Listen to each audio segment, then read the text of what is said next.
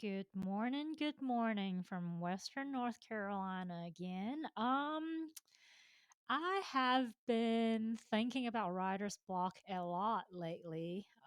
In case you haven't noticed, I think it's impossible to follow all of my social accounts. I'm on like all accounts, and all my accounts have sometimes I have like content that I kind of, copy over to other social accounts. And sometimes I just like certain things seems to resonate better on different platforms. So I kind of create and publish according to the platform also.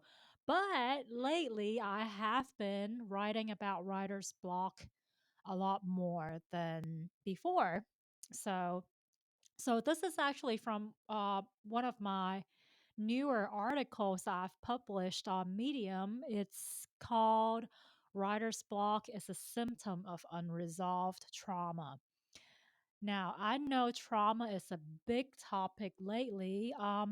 Can't really speak for the, outside of the Western Hemisphere much, but it seems that, in the West, we are paying a lot of attention to trauma and complex trauma, and I think it's actually a very good thing because we're actually, particularly for complex trauma, we're actually, when we actually process it and talk about it and work on this, we're actually working things through for our ancestor, for our bloodline, or for the family that adopted us or whatever. For we're healing the family line of the people that we grow up with, let's say. So, here are some of the steps we can take to completely resolve writer's block. These are just some of the steps that actually worked for me. I do want to say that I am a newer writer. I did have a lot of writers have been writing literally their whole life, right? Ever since they've started writing, ever since they learned how to read and write. They've been writing. I have to for school, but I'm not counting that as a writer experience because for me, school writing, it was more about, we have to write in a certain way. Like, usually it's like a research paper type of deal, unless if you take like a language or a literature class, chances of us writing in an expressive manner is very minimal. So going back to my writing experience, I actually did not start seriously writing. That means seriously writing to me means writing every day. I didn't actually do that until last year. It's November the 18th now of 2024. I actually started doing that in November or the end of October. I can't remember, like around this time of last year, that I told myself that I wanted to write and publish every single day, right? I was actually writing already every day, but I didn't like really publish a lot. I was just practicing. What led me to actually pay more attention to writing as a means of healing from complex trauma was when I came across this book by a lady named Julia Cameron. She's got this book called The Artist's Way, and it's pretty much a practice, a spiritual or uh, emotional mental practice to help any creative, not just artist and writer, help any creative to lift their creativity block, right? So I read through the book. I started doing her quote unquote stream of consciousness writing method, which is writing 3 pages of what she called morning pages every single day. 3 pages, as in like three of those, school notebooks pages, the big pages. Writing 3 of those pages uninterruptedly. That's why she called it the stream of consciousness writing. The whole point of this kind of writing with without unrestricted and without a topic is to get used to ignoring our inner critic, right? Our inner critic is, some people say that an inner critic's related to our ego, which is, I do believe that is true. So a lot of times our inner critic stops us from being ourselves, let's say.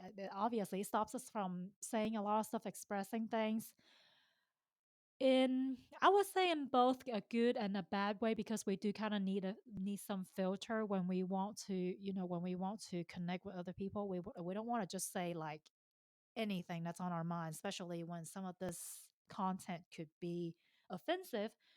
But when it comes to when we actually over filter ourselves, that's when creative block or writer's block comes from.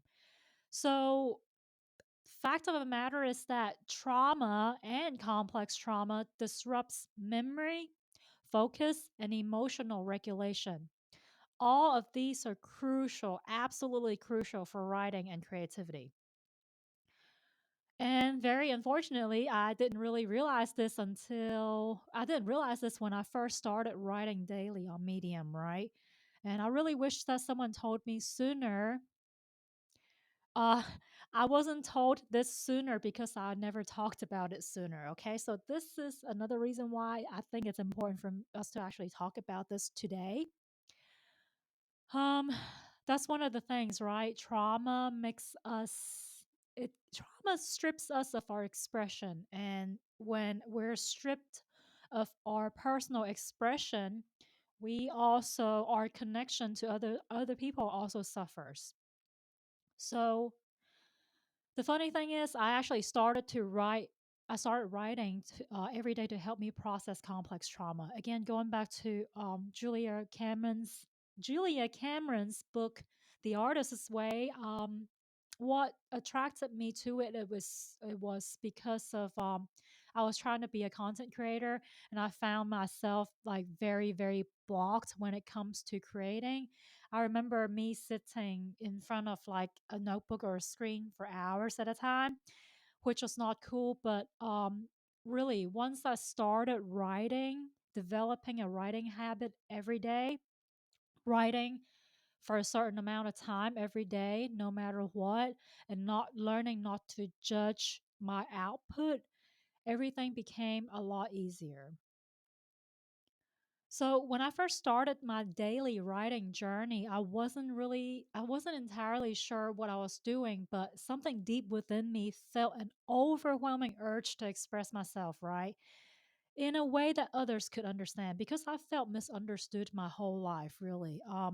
Being growing up with parents that are highly dysregulated, and it's just makes things so much worse. I was ashamed of myself. I was ashamed of the things I was going through. I thought everybody goes through the same thing, or everybody suffered the same. I thought everybody had the same, you know, experience with their parents. And I felt really bad about, my experiences, and I didn't see that others was feeling bad about, their own family. I thought I was messed up. So because of that, I couldn't the as time went on, I started hiding myself more and more and more. So that is problematic, very problematic. One of the one of the biggest thing that helped me to actually overcome my complex trauma is to connect with others. And we can't connect with others if our inner critic completely takes over to where we cannot express ourselves. So excuse me. Anyway, I really felt like a freaking alien for a very long time. I traveled quite a bit in my 20s. For those of you who's been friends with me for quite some time now, you know that. And I was trying to travel and learn about different culture and different languages. Like I'm a polyglot, right? I actually, languages was my major when I was in university, until I moved to Turkey. But traveling was my way of trying to defy, trying to defy my mom's pretty racist comments about anybody outside of, we're Chinese, right? So pretty racist against anybody outside of the Chinese community, but then she's also like really racist within the Chinese community, so it's weird. So I was really tired of that.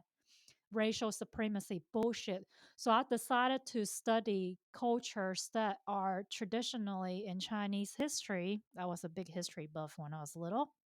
uh, Traditionally in Chinese history, they're supposed to be quote unquote enemies of the Chinese, such as the Mongols and the Turks, right? The nomads on the western border. So I took a real interest in these cultures, and I narrowed it down. Eventually, by the time I hit about 19, I narrowed my history curiosities down to just the Turks, and this is why I went to school to study Turkic languages.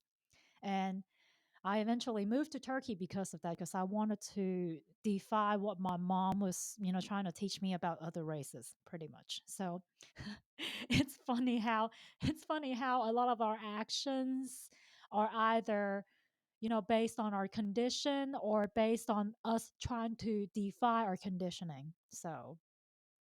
So anyway, I was traveling to trying to, the number one, try to defy my past, trying to scrub off all that racist bullshit, right? And I was also unconsciously trying to find my tribe, and I was able to find my tribe, especially for the last 2 years that I was living in Istanbul, Turkey. The school that I was teaching at was so good. Like everybody, we all got along, like the teachers wise, anyway. Well, at least I got along with everybody. I felt like I got along with everybody. But anyway, I really felt like it was a tribe, but I couldn't really I mean, like things change all the time. I couldn't really stay in that same situation. So I pretty much, after, I left Turkey, and after some time of not talking to my ex coworkers in Turkey, I started kind of losing that connection. So once we find a tribe, so what? That tribe's going to be gone again a lot of times. That's my experience. But anyway, so instead of trying to discover that, forever tribe, writing actually became a bridge between my inner world and the outside world for me. So for me right now, writing itself has become a platform where I can connect and build another tribe. And it's especially in this content creator economy, right? It's really writing is really the foundation of content creation. Again, I originally, when I wanted to become a creator, I didn't know what the fuck I was doing. And I did not realize that, writing could actually help me in creating content, because writing helps us develop our thought, right? When we write stuff out, usually we can focus better than only thinking about things only being inside of our heads, let's say. Once we write something out, once we share it, we can actually get some feedback from the outside world, and from there we can, actually start processing things. And even if we write things out and not share with others, there's still a lot of processing power within us being able to express that. So this is why it's so important to actually develop a habit, strong enough habit, to where we no longer have writer's block. So how does it feel to not have writer's block? To not have writer's block means that I'm able to just say, if I want to start writing now or start talking in a podcast now, I'm able to press the record button and just go for podcast. I'm able to open the screen, open a blank screen and go. I'm able to open my diary, my journal, and just freaking go without any self judgment. It's usually that inner critic voice that judges us, telling us to be, it's out of shame. It's telling us to be causing this deep feeling of shame that causes us to not want to put anything out. So um, let's see. What I learned about writer's block. Looking back, I realized that my writer's block wasn't really about the words themselves, the type of content I want to create, or the efficacy of an idea, or the excitability of a storyline. It was all about my unresolved trauma. trauma has planted the seeds of fear, fear of being vulnerable, fear of being judged, fear of not being good enough. These are the like top 3. These are the pretty much 3 fears that I notice where other fears spring from when it comes to self-expression. So, oh yeah, by the way, narratives about every possible thing that can go wrong arise from these 3 fears. We don't want to feel safe. Well, we don't want to feel unsafe, which is our vulnerability. We don't want to feel vulnerable because we've been hurt so much before.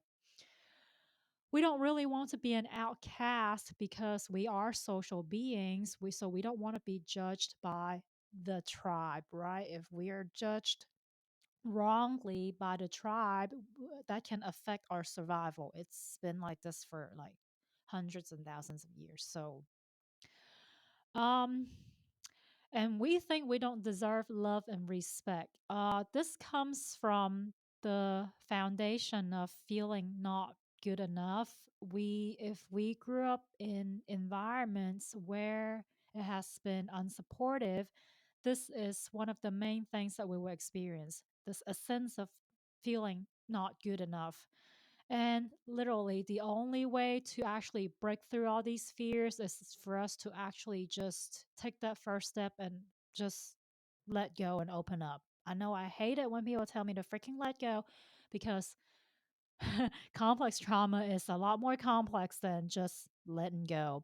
But we do have to train ourselves to take that first step and then keep repeating that first step consistently to where we actually develop a habit to so that we can actually open that screen, open that notebook, turn on your record button on your camera or your microphone to actually just not give a fucking let go and go. So, yeah, just go with our expressions.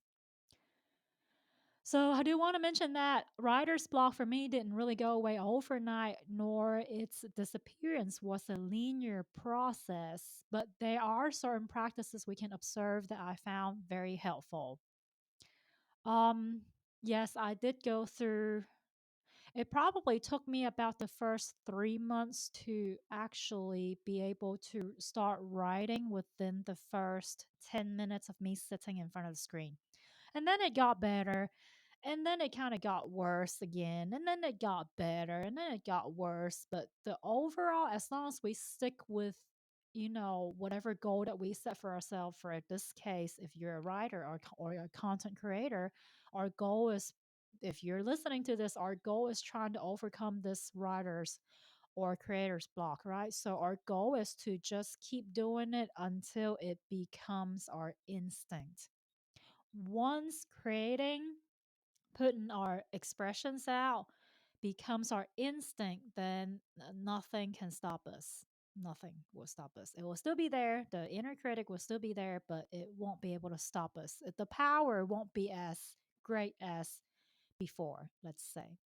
So, um, oh yeah. So these are some of the processes that I used. I'm gonna go ahead and omit mindfulness and self care routine because those are obviously absolute basics for anyone working on themselves or not. Okay, like I mean, without self care, I mean, I count eating as a part of self care too. So if you don't freaking eat, then you're gonna freaking die. So it's literally for everybody. Okay, without further ado, the first process of getting over writer's block for me was journaling without judgment. So what I did was I started with private unstructured journaling, like no prompts, nothing. I started this type of uninterrupted stream of consciousness journaling after I read Julia Cameron's book The Artist's Way. I do want to say that I didn't completely follow Julia's rules, but I did write daily and uninterruptedly. Julia Cameron suggested that we write 3 full pages, but I rarely did that. However, the point was for me to keep this habit up, so I did that daily. I always wrote down whatever that was going through my mind. I remembered my first morning page, my first daily writing page. I think I was writing something about like I have nothing to write about, I have nothing to write about, and then eventually it just like something came, like something other than I have nothing to write about came, and I just wrote that down, and I wrote everything down after that. So um, all the stuff with all the stuff that was going through my mind, no matter how terrible I felt about myself and my thoughts and my feelings, I was able to just write them down. I felt really ashamed before because there was some like nasty stuff that was coming out, or at least I thought they were nasty, right? Like me, my anger and all the stuff that was coming out.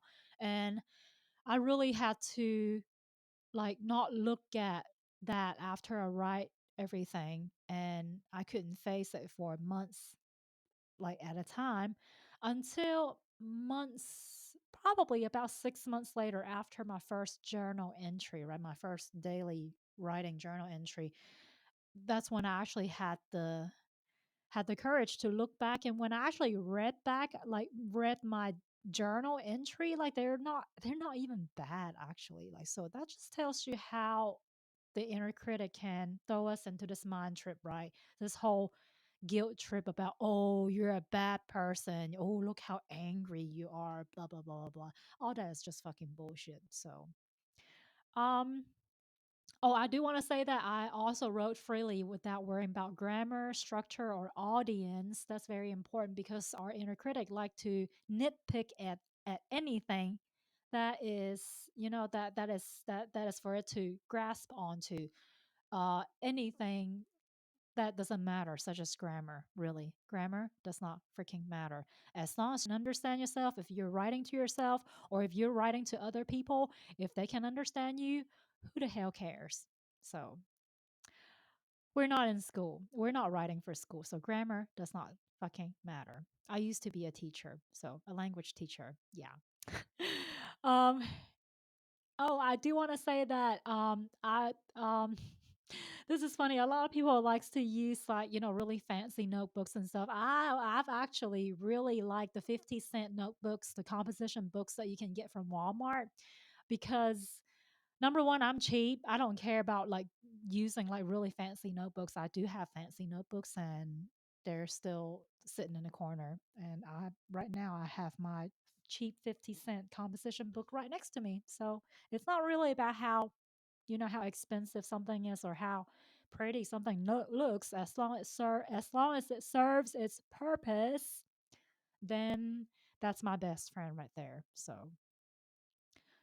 Um, let's see. I'm just like literally like looking at my article right now to see if to for this one podcast. So I feel like this could be a little more structure than just me talking, without any notes or anything. I don't know. I'm just giving everything a try right now. Oh, the second process is to build a daily writing habit. So, writing daily, even when I didn't feel inspired, was crucial, and I wish I realized this much sooner. And again, thank you to Julia Cameron and her book because that's what got me started writing. It was excruciating trying to put the first word down in my cheap notebook, but once I did it, words started flowing out more and more. It will happen. You just have to get the hang of it. For some people, it takes a shorter time to be able to like just express themselves without hindrance, without too much hindrance. I think the hindrance will always be there, the hindrance, the inner critic, and it fluctuates depending on the day and our hormones, mood, whatever, what's happening to us, with us, blah, blah, blah, blah, blah. But since it's different for everybody, I do suggest that we all stick to a routine until it works. If it's actually a goal of yours to actually get over writer's block because you want to be a content creator or a successful writer or whatever you want to do, I would actually really stick to this until, you dissolve that writer's block. So, it took me weeks or actually it took me months. It's hard to tell because like again, it's a non-linear process, right? Healing. So let's say it took me months to develop this writing habit, but once the habit has taken root, it was really easy for me because like I just naturally gravitate towards writing in my journal. I just don't even think about it. Like I don't take my journal with me everywhere because I don't like number one, I don't carry I mean, I just don't do it. I just leave it at home. But since I work from home a lot, I do run to my journal a lot whenever I feel like it. So this is how I know that my inner critic or my writer's block has dissolved compared to a year ago. Okay. Um, oh yeah. What I also started doing is that I went from writing, struggling to write once a day to writing a few times a day now. So that's really good. And then I expanded to having this podcast because I wanted to have verbal articulation also, other than only, uh, like good articulation for writing. So oh yeah, I do want to say that some of my writing sessions are just a sentence or two long, but my some of my other writing sessions can last for hours. It just depends on my mood, depends on, what I depends on a lot of factors. These are all just stuff that we have to feel through for ourselves. Once we develop the habit to write, everything will become so effortless that you would lose track of time just creating. And I think that, that losing track of time when in whatever that you're doing, that is actually you're actually in the state of flow or the flow state. So the more we're able to put ourselves into that state, the more we're able to heal. I do think that a lot of healing happens during that, state of mind when we're actually absorbed into whatever activity that we're doing. That means that we're not thinking about the activity, we're just doing the activity wholeheartedly because we enjoy it so much. It's the enjoyment that we lack. A lot of us that has, complex trauma, speaking from my own experience again here, is that when we grow up, somehow we couldn't we were talked out of that sense of enjoyment. We were shamed out of that enjoyment. So yeah. Um, So if all fails, if you do, the practice of journaling without judgment and actually build a daily writing habit, if you still find yourself having tremendous writers or creators block, I would suggest you to just get up and walk the hell away. I still have to do it sometimes. I know I did say that I have conquered my writer's block, but this is exactly how I conquered my writer's block. When I actually hit that spot where I feel like nothing is coming out, I am stepping the hell off. So I will turn off this microphone. I will shut down my computer. I'll close my damn notebooks and I will go take a freaking walk. Or if you don't want to go take a walk, if it's raining, whatever, go get a small snack. I don't know, make some tea, cook, go pet a cat. Do anything to engage your senses when you find yourself in that type of situation. For me, a lot of times, if I actually come across that kind of feeling again, where I feel kind of blocked, and I really whatever that I write out doesn't really make sense or it doesn't really come together. Let's say, like I'm not really blocked anymore. It's just that I can't pull an idea together or whatever. That's when I actually need. That's a sign of me having to step away. So step away, get you some sensory stuff going. That way you can actually be back in your body instead of being in your head. Start guilt tripping yourself over why you have originally gotten over writer's block and now you're kind of stuck again. So it's not you. It's just that we have to get back into our body. So um this is interesting. Me trying to do a podcast from my own articles. So it kind of threw me off a bit because I kind of like talk. I kind of start adding more than what I've written on the article. And then I can't really and then when I try to look at the article again, I can't really I don't know, it's weird. I can't really like make a connection again. So But I do want to ask you guys, for the creatives out there, what other methods do you find helpful that for writer's block? So that's my question. If you have an answer that you would like to express, you can leave it in the comments section. I know Spotify has a comments section. I don't know about other platforms. So, but thank you for listening again. I'll see you guys next time.